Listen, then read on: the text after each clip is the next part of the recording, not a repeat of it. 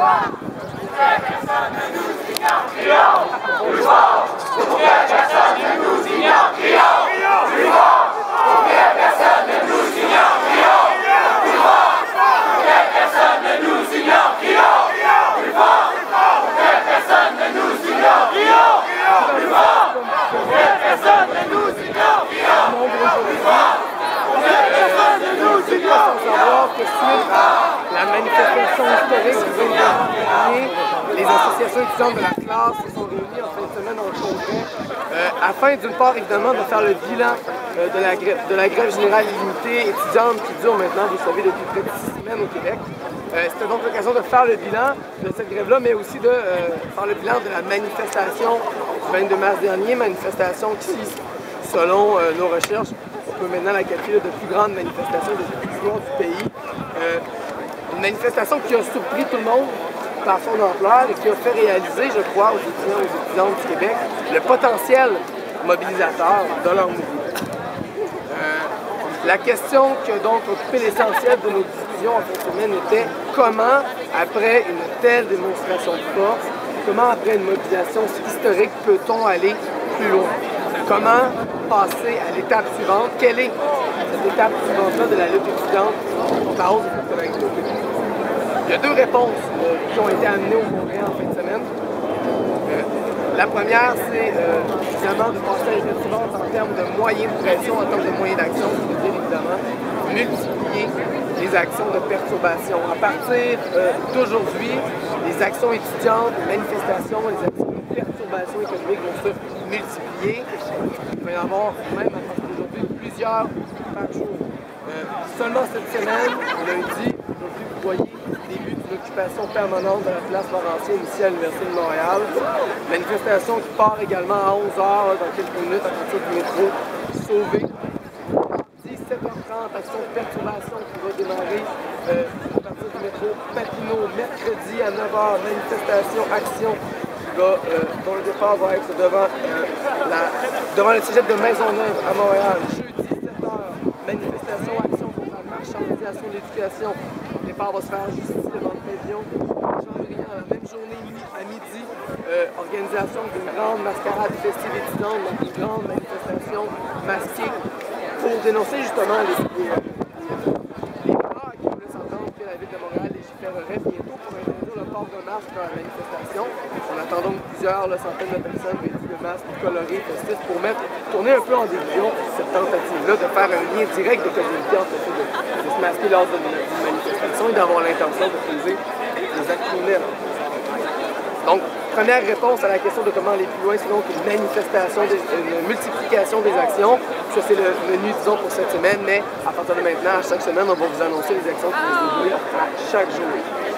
Et la deuxième réponse, qui est peut-être la plus intéressante, et la raison principale pour laquelle on vous a convoqué aujourd'hui ce matin, vous savez, dans les dernières semaines, la ministre de l'Éducation, Mme Beauchamp, n'a pas cessé de dépeindre la lutte étudiante comme étant une lutte qui se faisait au détriment des intérêts de la population. Elle nous a demandé d'arrêter d'écœurer les travailleurs et les travailleuses. Elle nous a dit que notre lutte était une lutte corporatiste, que nous luttions contre la hausse de la scolarité pour nos intérêts en tant qu'étudiants et qu'étudiantes.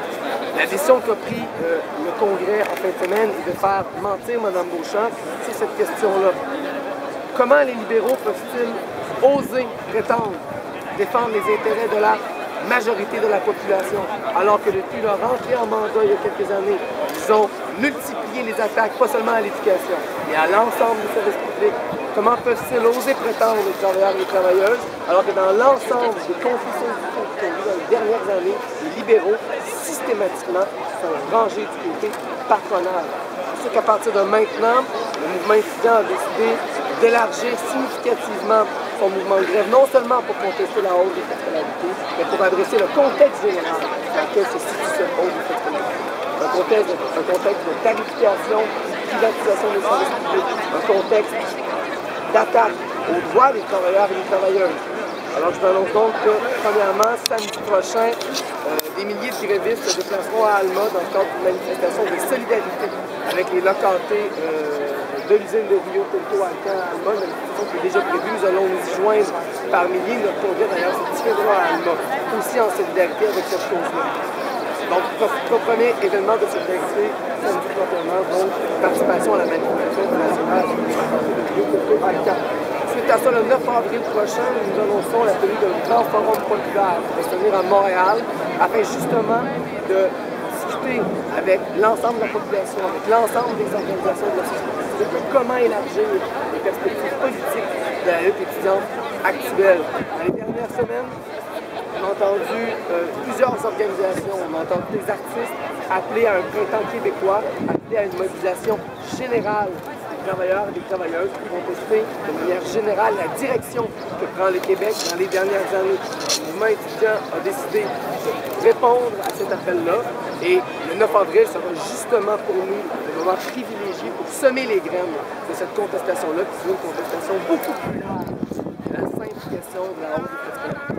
Mais une contestation générale de ce gouvernement-là.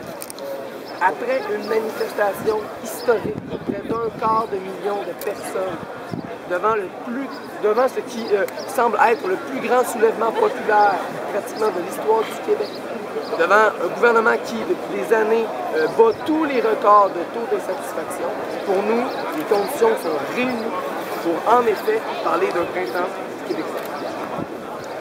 Et donc, c'est un appel qu'on lance aujourd'hui, un appel à la mobilisation de l'ensemble de la société civile, de l'ensemble des travailleurs et des travailleuses. La lutte contre la hausse des frais de scolarité va s'élargir à partir d'aujourd'hui pour contester les fondements même de ce gouvernement-là. On annonce également plusieurs actions nationales pour continuer à mettre la pression sur le gouvernement libéral. Tout d'abord, le 2 avril, les grévistes vont converger à Sherbrooke, dans le comté de M. Charest, justement pour aller le déranger directement dans son bureau de comté. 2 jours plus tard, le 4 avril, la classe annonce la tenue de manifestations régionales coordonnées sur l'ensemble du territoire québécois, notamment, on peut déjà le dire, Montréal, Québec, Sherbrooke, Allemand. Et voilà. Donc alors, 4 manifestations pour le moment, il pourrait en avoir plus.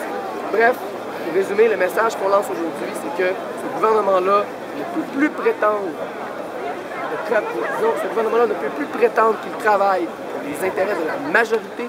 Au contraire, l'ensemble de ses prises de décision depuis son entrée en mandat et la hausse des frais de scolarité, partie de ça, il a démontré qu'il travaille pour une minorité. Cette minorité-là, c'est le patronat, les grandes entreprises, les contribuables les plus fortunés. Et le message que lance le mouvement étudiant, c'est que nous allons à partir de maintenant nous battre pour les intérêts de la majorité de la population, les travailleurs et les travailleuses, comme nous, font les frais des attaques antisociales de ce gouvernement. Justement, parlons des travailleurs,